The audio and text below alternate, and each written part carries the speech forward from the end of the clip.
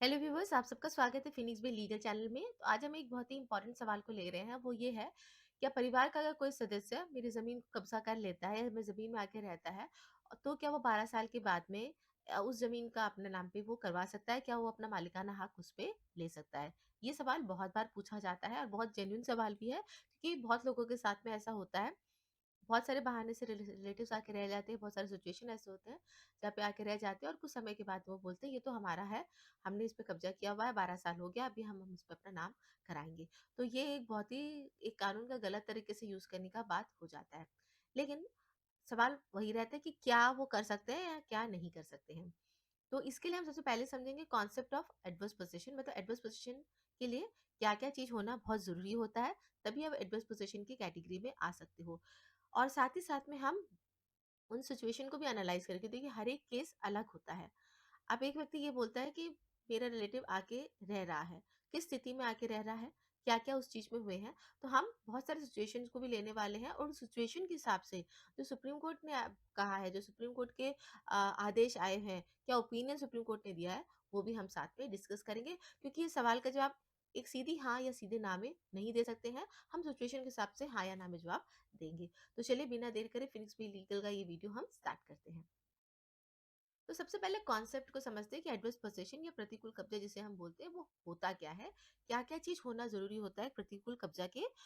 अगर हम case file करें प्रतिकूल कब्जा के लिए, तो उसमें हमारे पास में क्या क्या चीज होना चाहिए, तभी वो प्रतिकूल कब्जा की कैटेगरी में आता है। और ये जो पॉइंट्स मैं आपको जो 3 पॉइंट्स में बताने वाली हूँ, ये बहुत सारे सुप्रीम कोर्ट के जजमेंट में कई बार बताया गया कि अगर ये चीजें होंगी तभी ये हो सकता है, नहीं तो नहीं होंगी। तो सबसे पहला होता है वो पोजीशन, कब्जा। अगर प्राइवेट ज़मीन है तो 12 साल, गवर्नमेंट की ज़मीन है तो 30 साल। आपके पास पे कब्ज़ा में वो ज़मीन होना चाहिए। ये कब्ज़ा कैसा होना चाहिए? कंटीन्यूअस होना चाहिए, मतलब बीच में कोई भी रुकावट नहीं आना चाहिए। ऐसा नहीं कि आपने कब्ज़ा किया है, आपको उठा के एविक्ट करवा दिया गया, फिर 2 महीना बाद जाके फिर से वापस आ गए हो। तब आप नहीं बोले मैं तो 4 साल था, बस 2 ही महीना अलग रहा, मैं वापस आ गया हूँ। नहीं, आप जब से दोबारा स्टार्ट करो तब से फिर से 12 साल का या जो 30 साल का वो चीज़ स्टार्ट होगा। तो ब्रेक नहीं होना चाहिए, कंटीन्यूअस होना चाहिए। दूसरा है ओपन एंड नोटोरियस। सीधी-सीधी बात है, ये खुले में होना चाहिए और सबके नॉलेज में होना चाहिए कि हाँ, आपने किसी और का ज़मीन को आपने पकड़ के रखा है। ख़ासकर किसके नॉलेज में होना चाहिए? जो ज़मीन का जो ओनर है, उसके नॉलेज में तो बिल्कुल ही होना चाहिए कि हाँ, ये मेरे ज़मीन को पकड़ के रखा है। तीसरा, हॉस्टाइल। हॉस्टाइल का सीधा मतलब होता है कि जो ओनर है, जो ज़मीन का जिसके पास में टाइटल है, उ उसका आप उसने आपको रहने के लिए कोई परमिशन नहीं दी। आपने ज़बरदस्ती में जाके वो कब्ज़ा करा हुआ है। तो ये तीनों चीज़ जो पोसेशन, कब्ज़ा, खुले में मतलब सबको मालूम होना चाहिए। तीसरा हॉस्टाइल, जो ज़मीन का जो ओनर है उसने आप उसके साथ ज़बरदस्ती आप पकड़ के रखे हो। ये तीनों चीज़ होना ज़रूरी होता है कोई भी प्रतिकूल कब्ज़ा के केस को कोर्ट में प्रूव करने के लिए, और ये 3 इंग्रीडिएंट्स बहुत ही इंपॉर्टेंट होते हैं अपने एडवर्स पोज़ीशन के लिए। अब चलिए हम बात करते हैं सिचुएशंस पे। देखिए सिचुएशंस जो हम 3 पॉइंट मैंने बोला उसी पे बेस होते हैं। सबसे पहला होता है परमिशन का। क्या परमिशन की अगर मैं बात करूँ कि क्या आपने उस व्यक्ति को रहने के लिए परमिशन दिया है? अभी परमिशन की जो बात आ जाती है, कौन-कौन सी जगह पे होती है? बात आती है जहाँ पे पार्टीशन की केस की बात हो जाती है। पार्टीशन का केस में क्या होता है, 4-5 भाई-बहन हैं, एक भाई ने दूसरे भाई की जगह को पे घर बना के रखा हुआ है, कोर्ट में केस चल रहा है। ऐसी जगह पे मैं ये ज़रूर बोलूँगी जहाँ पे पार्टीशन का जो केस होता है, वहाँ पे एडवर्स पोजीशन का कानून अगर केस चल रहा है, तो नहीं होता है। पर अधिकतर पार्टीशन के केसेस में तो कोर्ट में केस लोग चले ही जाते हैं और वहाँ पे परमिशन की बात नहीं आती, क्योंकि जब पार्टीशन होता है ना, तो वो मीट्स एंड बाउंड्स के हिसाब से होता है। अगर आपके भाई ने आपकी ज़मीन पे कब्ज़ा करके रखा है और जब पार्टीशन करने के लिए कोर्ट आया है, उसमें पता चलता है कि वो आपके ज़मीन पे, तो आपके पास में एक हक भी दिया जाता है कि आप चाहे तो अपना ज़मीन उसको बेच दो, वो जो पोर्शन है उसको बेच दो हमारे सक्सेशन एक्ट के तहत में, या फिर आप उसको खाली कराओ। ये दोनों चीज़ रहता है। लेकिन इस दोनों ही चीज़ में वो एडवर्स पोज़ीशन का कानून का जो रहता है वो अपने लिए यूज़ नहीं कर सकता है, क्योंकि यहाँ पे अभी तक बँटवारा ही नहीं हुआ है ना। तो एक धूमिल सी रहती है कि ये तो मैं सोच सकती हूँ कि ये शायद मेरे कब्ज़े में आ सकता है। तो जब तक बँटवारा नहीं होता है, तब तक वो एडवर्स पोजीशन का नहीं ले सकता है। लेकिन अगर बंटवारा हो गया है, बंटवारा होने के बाद में उसने आपकी ज़मीन पे आके कब्ज़ा किया है, तो फिर वो एडवर्स पोजीशन के कानून के दायरे के अंदर पे आ जाता है। अब हम दूसरी बात करते हैं, डेथ हो गया। घर पे परिवार में किसी का डेथ हो जाता है, तो कोई घर का दूसरा कोई बड़ा आके रहने लग जाता है। फिर उसके परिवार वाले भी आके रहने लगते हैं और बोलते हैं ये तो अभी हमारा ज़मीन है, 12 साल हो गया हम इस पे रह रहे हैं, इस खेती कर रहे हैं, अब ये हमारा हो गया। तीसरा मैरिज का सिचुएशन होता है, लड़की की शादी करा दी, लेकिन लड़के के जो घर वाले वो ठीक नहीं है, तो लड़का लड़की वापस घर पे आके एक रूम में आपने दे दिया उसको रहने के लिए कि बेटा तुम यहीं पे रहो, अब जब हो निकलना होगा, जब अपना हो जाए तब निकल जाना, लेकिन वो तो वहीं पे रहने लगे। माँ पिताजी का डेथ हो जाता है, बहन बोलती है "फिर मेरे को तो पिताजी ने दिया, अब तो मैं यहीं पे रहूंगी, ये मेरा इस पे हक हो गया है प्रॉपर्टी के, चाहे वो जमीन हो भाई का ही क्यों ना हो। चौथा सिचुएशन हो जाता है टेनेंट का, किराएदार किराएदार रह रहा है, बोल रहा है 12 साल से ऊपर हो गया, तो मैं अब ये जमीन को अपना एडवर्स पोजीशन या प्रतिकूल कब्जा में कर सकता हूँ।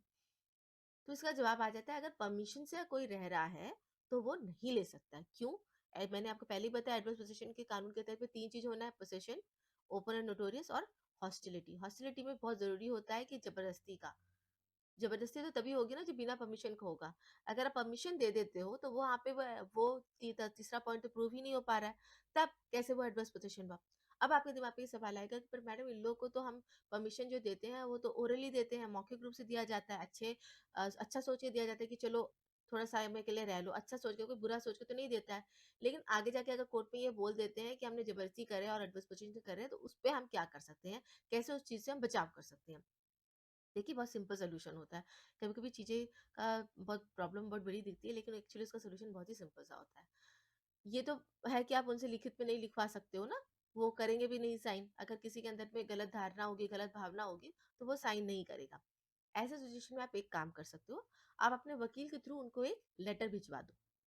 कंसेंट लेटर कि हाँ, आप मेरे ज़मीन पे रह सकते हो। मैंने आपको ये ज़मीन बेची नहीं है। मैंने आपको ये ज़मीन लीज़ पे नहीं दे रही हूँ मैं। मैंने आपको ज़मीन नहीं जो भी बहुत सारे तरीके होते हैं ना ज़मीन देने के, वो सब मैं एग्रीमेंट नहीं कर रही हूँ। मैं आपको बस इतने वक़्त के लिए, एक समय सीमा उसमें ज़रूर लिख दीजिए, इतने वक़्त में रहने का परमिशन दे रही हूँ। और मैंने एक वर्ड यूज़ में यहाँ पे यूज़ किया, लेटर।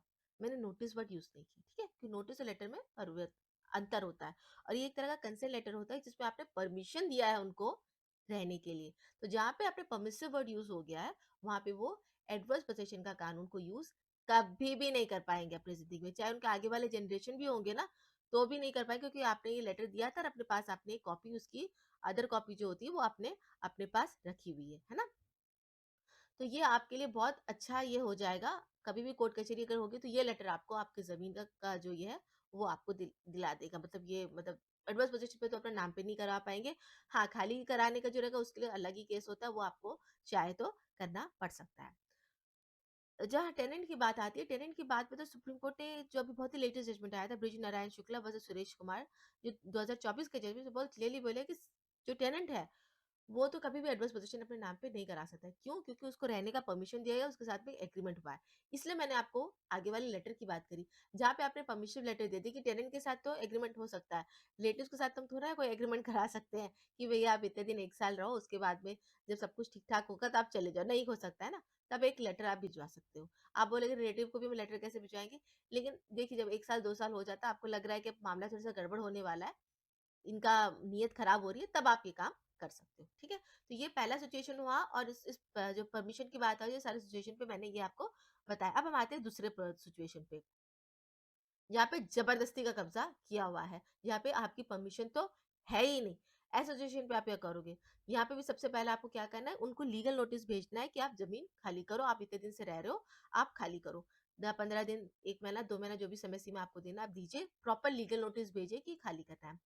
लीगल नोटिस बेच के कुछ होने वाला नहीं, ये तो मुझे भी पता है, आपको भी पता है। लेकिन आपका वो एक डॉक्यूमेंट बन जाता है ना कि आपने उनको बोला ये हॉस्टाइल हो गया है, और हॉस्टाइल आप कैसे क्रिएट करोगे कि ये आपके परमिशन के बिना है। आपका वो लीगल नोटिस ही क्रिएट करेगा कि आपके परमिशन के बिना में वो रह रहे हैं, ठीक है? और ये कोर्ट में आप यूज़ कर सकोगे। दूसरा, कैसे आप खाली कराओगे? ऑब्वियसली आपको उसके लिए तो भैया कोर्ट जाना पड़ेगा। आप 2 तरह कोर्ट जा सकते हो, एक तो रेवेन्यू कोर्ट जा सकते हो। रेवेन्यू कोर्ट का क्या है कि वो आपको मतलब समय सीमा के अंदर जाना होता है। हर एक रेवेन्यू कोर्ट का अलग सीमा रहता है, हर एक स्टेट का, कहीं कोई 2 साल, कोई 5 साल, कोई 3 साल। उसके भीतर में तब चले जाओ, नहीं तो आपको बेस्ट तो रहता है कि सिविल कोर्ट ही जाना है। इसमें मैंने एक बहुत डिटेल वीडियो बनाया है, आप मेरे प्लेलिस्ट में जाके देख सकते हो कि कैसे खाली करा है एडवर्स पोजीशन को। मैं यहाँ पे ऊपर लिंक भी डाल दूँगी। तो उस तरीके से आप खाली करा सकते हो। अब तीसरा सवाल आता है आपको कब तक जाना है? देखिए इसमें 2 चीज़ आ जाती है। पहला ये है कि अपना जो 12 साल का जो वक़्त है लिमिटेशन एक्ट के तहत में एडवर्स पोज़ीशन है, उसके अंदर तो आपको करना ही करना है। उसके बाद अगर आप करते हो तो फिर जिसने कब्ज़ा किया उसका केस मजबूत हो जाता है। तो 12 साल के अंदर आपको करना ही करना है। अब इसमें दूसरी चीज़ भी आ जाती है, आपने एक नोटिस दे दिया। अब नोटिस में आपने जो समय सीमा दी है, जैसे 6 महीना दिया, 3 महीना दिया, तो उसके बाद में भी आपको केस फाइल करना रहता है। इसमें भी एक सवाल रहेगा कि मैम मैंने नोटिस देखो तो 1 साल हो गया, अभी तक मैं कोर्ट नहीं गया, उसपे तो मैंने सिर्फ़ ती दो 1 महीना का ही टाइम दिया था। क्या आप मैं कोर्ट जा सकता हूँ? हाँ, बिल्कुल आप जा सकते हो। अगर वो 12 साल के भीतर है तो आप बिल्कुल जा सकते हो। एक चीज़ आप और कर सकते हो कि एक सेकंड नोटिस आप भेज सकते हो उसको, और द सेकंड नोटिस के बाद में आप कोर्ट जा सकते हो। क्योंकि कोई भी नोटिस की जो समय सीमा होती है ना, उसके अंदर केस फाइल करने का यूजुअली वो 6 मंथ्स के भीतर में आपको कोर्ट में जाना होता है। तो आप एक फ्रेश कॉज़ ऑफ एक्शन पे आप एक फ्रेश नोटिस देके आप जा सकते हो, है ना? या फिर नोटिस देके 2-3 साल हो गए तो दोबारा एक नोटिस दे दो और उसके बाद जब तुरंत कोर्ट चले जाओ, बट लेकिन जाओ ज़रूर। अगर आप नहीं जाते तो ऑब्वियसली आप उसका केस को आप मजबूत करो जो उसने आपकी ज़मीन पे ज़बरदस्ती कब्ज़ा करके रखा हुआ है। तो आई होप व्यूअर्स मेरा ये वीडियो आपके लिए हेल्पफुल रहा होगा। किसी एक पर्सन की भी इस वीडियो से हेल्प हो जाती है, तो मुझे लगेगा कि हाँ, ये वीडियो बनाने पे जो मेहनत लगी है वो सफल हुई है। तो आई होप आपको ये वीडियो अच्छा लगा है। अगर अच्छा लगा है तो लाइक शेयर सब्सक्राइब करिएगा मेरे चैनल फिनिक्स पे लीगल को। और कोई भी तरह का अगर आपको फॉर्मेट्स वगैरह चाहिए तो आप मेरे वेबसाइट फिनिक्स पे लीगल पे जाके देख सकते हो। Thank you so much for watching my video.